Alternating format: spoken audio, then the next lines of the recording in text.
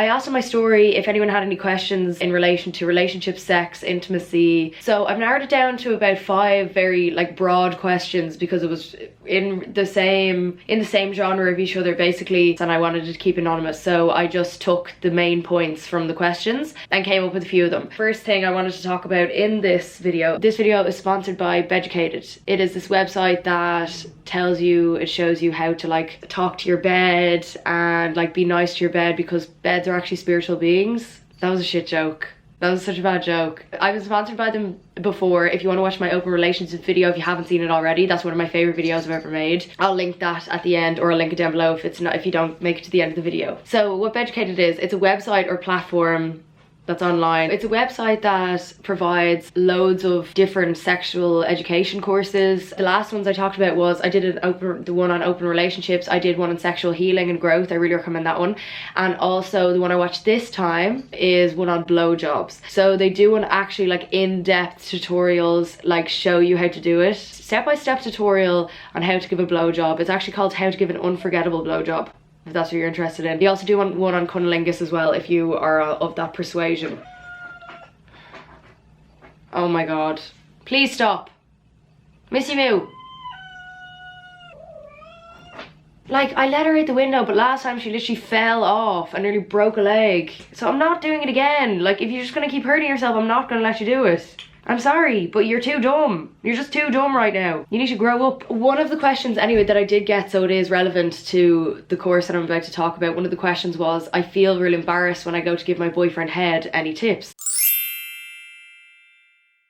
What this actually does for you, it's really helpful. What it says in it is, it's all about a judgment-free process, because I think in particular, especially women, when they're about to perform on a man, they're thinking, when women are performing on men, it's kind of, you feel like you don't know what you're doing, or you're comparing yourself to maybe what they're seeing on Pornhub or like mainstream porn, that you're comparing yourself to like maybe the other people that they've been with, if you're doing a good job. If you are thinking about that constantly while you're performing this unforgettable blowjob, you're going to get caught up in your own head, you're not going to be present, and overall just not enjoy the process, and then you're never going to want to do it ever again, which is so fair enough too, because sometimes people are nervous. I get nervous, I get performance anxiety too sometimes. The 3 things that they teach in the blowjob course is confidence, strengthening your intimacy, being comfortable and enjoying it. Well, comfortable and enjoying it is basically in the same thing, so it's those 3 things. And it's a really special thing to do, because it is putting together your most vocal part of your body to the most private part of the body, so it's like mouth to genitals. So it is a really special act to be doing. I sound like a beam me up soft boy. It'd be really special and monumental if you did this for me. You know, like trying to convince you to give head on a Tinder date. And I think oral sex is a huge part in how comfortable each of the partners feel within a relationship as well, how willing you are to do it. There are actually emotional benefits. I'm not just making it up. There are emotional benefits to giving and receiving oral sex. It boosts the intimacy between the 2 people. The number 1 tip that they taught is to let go of fear of judgment and perfectionism, because you'll end up actually enjoying yourself more, and the person receiving will end up enjoying it more as well. It's not like the actual technique necessarily that you're doing that they're enjoying, but just that it's the person that they care about and love is like doing this for them. How do I describe it? It's like cooking someone a nice meal. Like, you've gone to the effort to do that for them, even though you didn't really have to. You could have cooked 2 of you a meal, but imagine like making your partner lunch for the next day. Like, that's just going out of your way to be nice and showing that you love them. It's the same thing with oral sex, but you can receive from it as well, because then you feel good about yourself afterwards, because you've made them enjoy their time. What are you crying about? If you end up doing the course on Beducated, they give more like in-depth knowledge and tips on like techniques, so changing the speed, intensity and rhythm. They also have a techniques library where they do like pictures of different types of things you can do. There's also a follow along tutorial. Another tip that they gave is to do an alignment session with your partner. So what that is that when you're giving them head, they like verbally tell you what they want to do, and this like increases the strength of your communication skills. It also bonds the 2 of you together, and then neither of you are embarrassed for the next time. You'll be able to do it without having to have a step-by-step tutorial, and you'll kind of know intuitively what to do by the intensity of their moaning, if they're shaking, quivering. Oh my god. Like, what are you doing? You're going bold corner. So the alignment session will encourage you growing and learning together. Also a judgment-free environment for the two of you. It'll improve the willingness to like give and receive on both ends of the relationship, and then you'll feel more comfortable telling them what to do when the favor is returned. A good thing is to focus on the pleasure rather than the orgasm, because I think a lot of times when, especially when I'm doing it, I just want it to be over and done with. I'm like, come on. It sometimes feels like they're lasting longer. This sounds like I have multiple partners. I'm just trying to make it vague just in case like anyone I know watches this, if you know what I mean. So yeah, when I'm doing it, I'm just like, come on, get it over and done with already. Why are you lasting so long all of a sudden? Do you know what I mean? It's like they're doing it on purpose. And then you start to get lockjaw and stuff, but the thing is, you don't always have to be like shoving it down the back of your throat. Like, I realized that after watching it, I was like, I'm a 24-year-old woman. I've made my way around the block, and like, I've only kind of realized that now you don't have to do that, because I think I was just like trying to make it go away. But you can take your time, you can go outside the genitals, kiss their thighs. Anyway, I'm not going to go into full detail because I want you to watch the tutorial if you do need tips on that. I'll leave the thing down below, and if you want to sign up to Beducated, you can get a 1-day free trial using the link in my description or the code Keelan, and you can also get 70% off an annual subscription to Beducated. So that's absolutely brilliant, and there's a huge variety of videos and tutorials you can watch. There's one on cunnilingus as well. The most recurring is how to deal with shame, being embarrassed with yourself, and I think a lot of times sexuality is synonymous with shame. I don't know if it's an innate feeling, inherent, or if it's like taught to us by growing up, you know, like you shouldn't feel comfortable in your naked body, cover up, you slut, you know, all that sort of, especially for women. We're not supposed to enjoy ourselves, we're not supposed to feel pleasure. I still feel embarrassed sometimes if I feel pleasure, or I feel like I don't deserve it and I should be giving it to someone else, or should be making someone else feel pleasure, because women's role in life is to make everyone else feel better except for themselves. The proof is in the pudding. Obviously, with the female anatomy, the whole purpose of a clitoris, and the only sole purpose of a clitoris, is to feel pleasure. It's the one, or like, men don't even have a thing in their body like that. They're where they just have an organ to feel pleasure. There's 8,000 nerve endings. That should be a testament to how much you do deserve to feel pleasure. And I think a lot of times, if people, this is any gender, if people feel like they don't have the ability to perform or the ability to feel aroused, it's because a lot of times self-image and being sexy, sexuality, or being sensual is very interlinked with each other. So you base your self-worth off how much you deserve to feel pleasure as well. So that's why you feel like you can't get aroused even if you are really attracted to someone or you do want to have sex. It's because you have so much maybe internalized hatred, not even internalized, could be externalized as well, could be very apparent hatred for yourself, but it's just this whole thing of not knowing who you are, not knowing what you deserve. Sex is an integral part of being a human and being able to feel pleasure, and you need to develop your own sense of self to be able to gain some self-respect and not listen to the voices in your head that are telling you that you don't deserve it. You might have learned that along the way somewhere. It could have been from the church, God bless Ireland. It could have been from your parents, it could have been from a past partner where you feel like you don't deserve to have these things, when in matter of fact you do. Now this could be a thing where like girls are even trying to masturbate but they're too embarrassed to do it, or they're having sex with someone that they fancy but they can't seem to get wet and they think it's their fault, blah blah blah blah. It's all to do with up here. You need to be able to know who you are and what you deserve before you're able to express yourself and express your sexuality in that sort of way.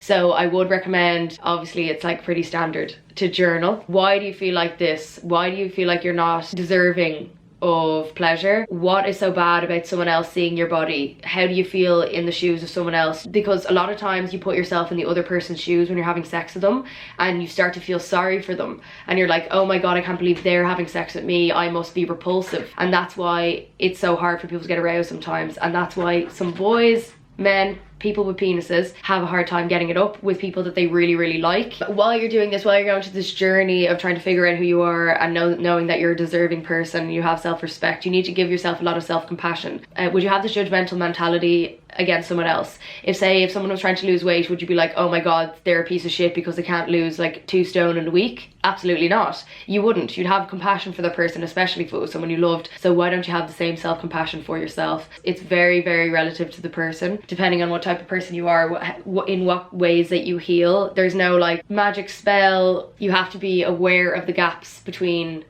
the expectations for yourself and the expectations you have for other people. and try to narrow that gap in. You don't want to be that person who's really judgmental and have such high expectations for other people. Then you're actually, that's a horrible person, isn't it? So you don't want to be doing that to yourself. You don't want to be a horrible person to yourself. See yourself as a separate entity. See yourself as a best friend or a sister or a partner. Don't see yourself as so one-dimensional. You're a multifaceted person. You can see your soul and your body as a vessel in two separate ways.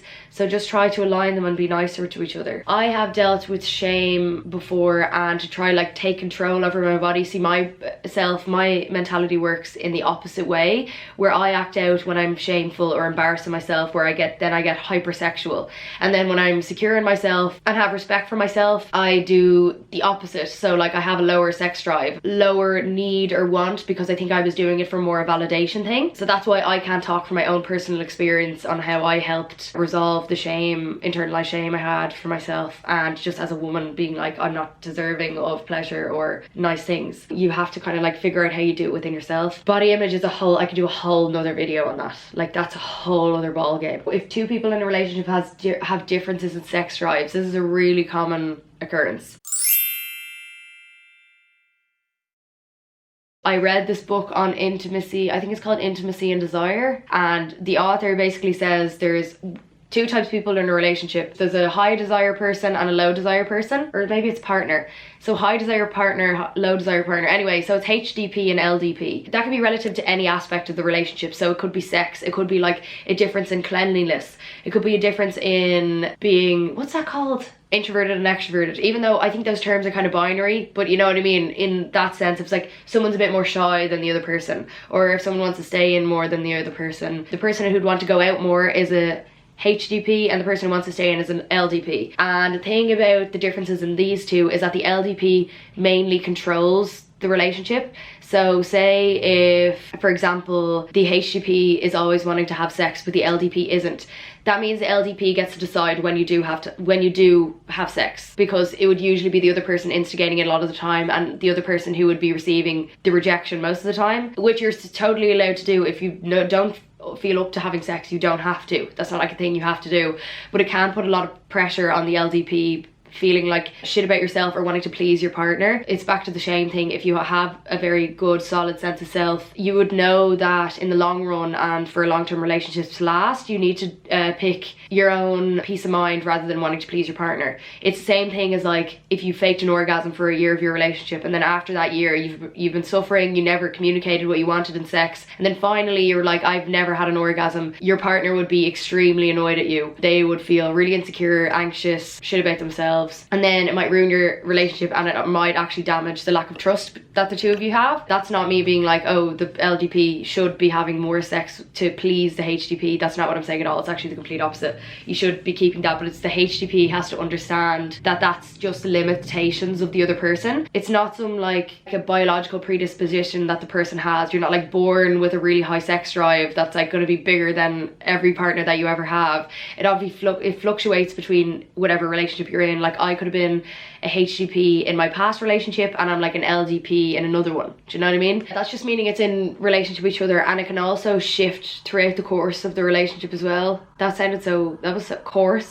That was her like expose presenter, wasn't it? Glenda Gilson, eat your heart out. So it can fluctuate between the course of the relationship as well. So you could be like the HDP during the first 6 months, and then you're the LDP for the second part of the relationship.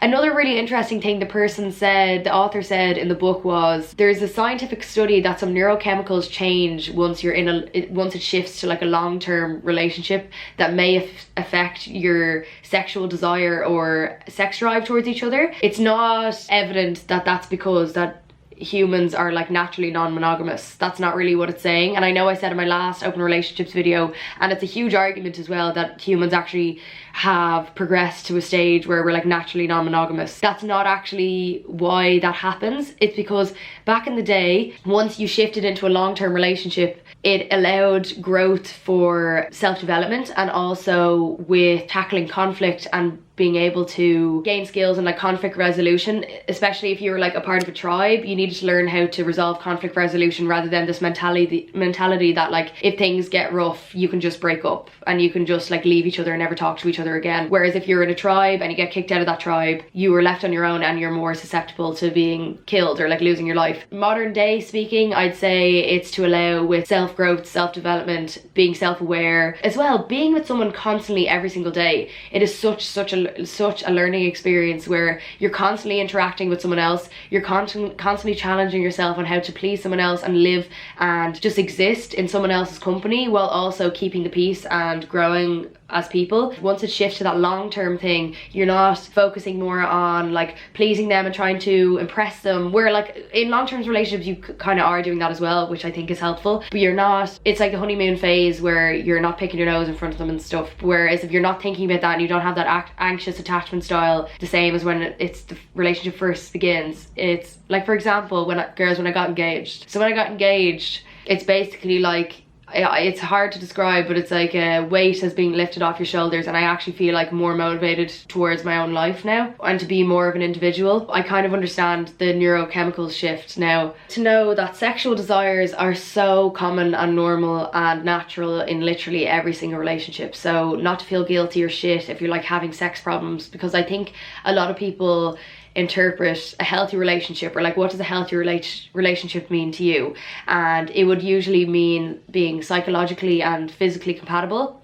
And obviously that's very true. You have to be able to stand the person that you're with and have a good conversation with them as well. The thing that differentiates I think from like a platonic friendship and then a companionship and partnership, romantic partnership, would be sexual relations, unless you're in like a asexual companionship, obviously. But this, I'm talking about like a normative relationship where the people have sex in it. So I think it's something really normal to go through, but I think that if you are having desire issues or sexual desire issues, it's just a sign of your relationship like going to another level and another reason for you to develop your bond with each other and your intimacy skills and communication. Because just because you're not having sex doesn't mean that you don't have a healthy relationship. It's just that you have an absolutely normal relationship that is just having a dip in your desire for each other. If you can get that back up again, that's great. That's like a sign that the relationship is long lasting and you can keep going as well. It would be good to communicate more on how to keep not really like a healthy sex life where you're like having sex 4 times a week, because obviously it's very relative to the couple on what a healthy sex life looks like, to somehow like sustain desire for each other.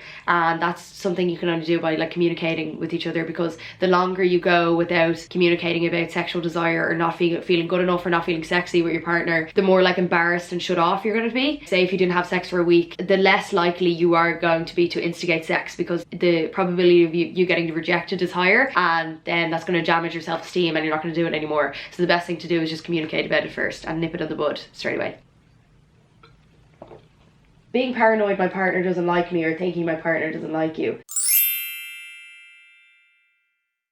So I think a good thing to, this is something I read in the Intimacy and Desire book too, is that your partner won't be able to fulfill your needs 24/7. So whatever expectations you have of them, they won't be able to reach that 24/7 the same way you are not going to reach theirs 24/7 either. And I think a lot of times as well, people rush into like reading body language, thinking you can read their mind, going off actions, say they like didn't text you back for 2 hours or something, instead of actually asking them, talking to them about it. What I like to do personally with my thing is, now this is what in past, let's compare what we do now to, okay, so past Keelan and present Keelan. So in the past, what I would do if I felt like my partner doesn't like me, this is like the epitome of unhealthy, toxic bullshit that I would do, and like insecurities. So if I felt like my partner didn't like me, I would cut them off. I would not talk to them. They're not giving me as much attention, so I'm not going to talk to them for 2 days, and I'm not going to give them attention now because they're not fulfilling my needs and my expectations. So I'm going to make them feel like shit as well. What would happen then was they probably like wouldn't notice, or because they don't have the same expectations of me, they just wouldn't care.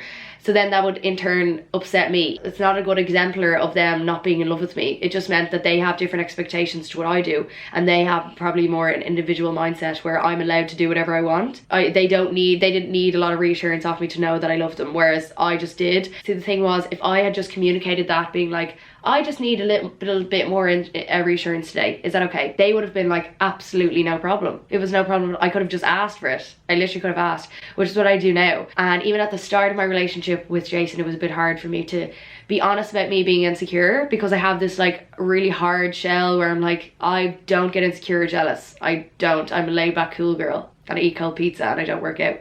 No. So I would pretend that I didn't get insecure and didn't get jealous. So then I was just like, it would be building up inside me, boiling. But it's hard.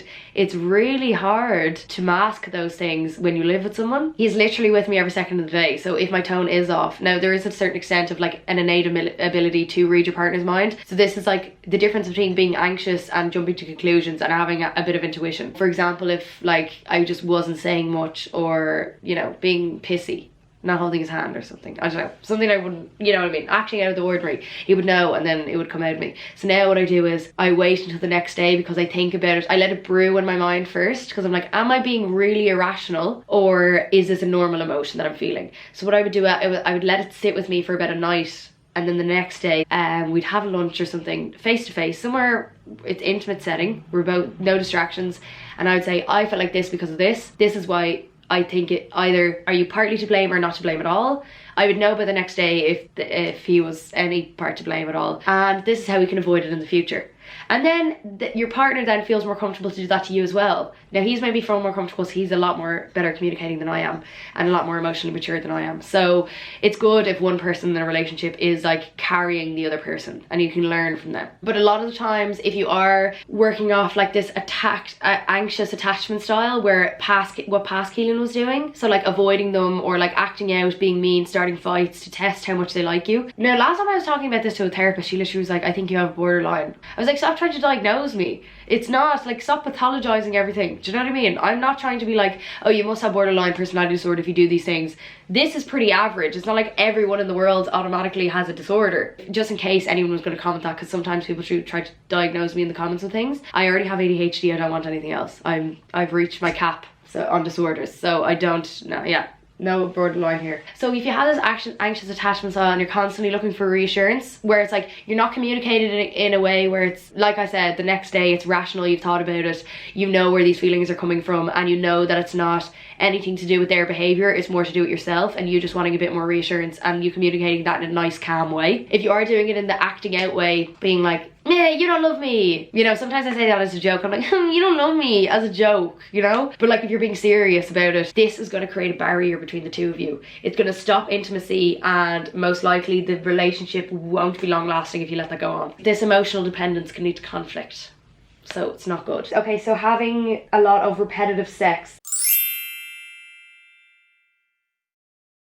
A lot of sexual norms are established like probably within like the first 3 months of a relationship. Like, everyone has a routine. So say Missy Moo was going to have sex with her boyfriend or girlfriend, right? So cat friend. So say Missy Moo is about to have sex with her cat friend. They have a routine. They've been going out for about 3 months, and they start this routine where like she starts licking his back left paw, and then he starts, you know, rubbing his face off her tail, and then they know they're about to feek. So then they start feeking with each other, and it's just very like repetitive. But see, the thing about this repetitiveness of the sex, it makes both of the parties and the partners feel secure and safe. There's no chance of feeling anxious or nervous. Most likely it's very easy to get aroused because you know what's about to happen. It's a comfort. Do you know what I mean? But the only bad thing is if one partner or one party wants to branch outside of that, they're feeling a little bit bored. It's harder the longer you let it go on. Of a sexual norm or routine, the harder it is to break that, the more anxious you feel then, if you have been so used to something. A good way to do it in the book I read is to do this tolerating discomfort for growth exercises. So one of them is to stand with each other and try hug each other for 10 minutes. Like, if you think about it, a 10-minute hug standing is actually really long. While you're doing it, it basically is like you have to find your comfort so you don't start like cramping up and shit. Yeah, and it feels like uncomfortable. You're probably going to start laughing. It's like when your teacher asks you to close your eyes and start meditating for 5 minutes, and like someone makes a fart noise or something. And then another exercise is called pillowing, heads on pillows. I literally thought it had a name. It's literally just like heads on pillows in my notes. So what you do is you both lie down on the bed, staring at each other for 10 minutes, just like this. looking into each other's eyes. Now, I know I saw that on a TikTok before, and it's like supposed to increase your intimacy with your partner, and like loads of people start crying, but like that was Americans who do it, and they're a different breed. So I don't think, yeah, I didn't start crying when I did it. It was really hard. Obviously the ADHD, I literally was just like, I'm about to have a seizure. No, I don't have a seizure, sorry. Is that mean to make a joke about that? Oh my god, look at her. Sorry, the video's finished now, but look at her. Oh, she's so cute. I don't even care that she was being so annoying earlier. She's doing the thing. Thanks to Beducated for sponsoring this video. If you want to give an unforgettable blowjob, the link will be in my description for your 1-day free trial. Also, for 70% off an annual subscription, use the code Keelan. I hope this was helpful in some way, and I hope my voice wasn't too annoying. And I hope you like my t-shirt. I got it yesterday on Vinted. Hysteric Glamour. I'm an archive fashion queen now. And thanks for watching. Oh my god, my nails are disgusting. They were really long, but I had to cut them because one of them broke. They look like chodes. They look like itty bitty chodes. How to give another unforgettable blowjob to a chode. Say bye, Missy Moo. Say bye, Missy Moo. Mwah.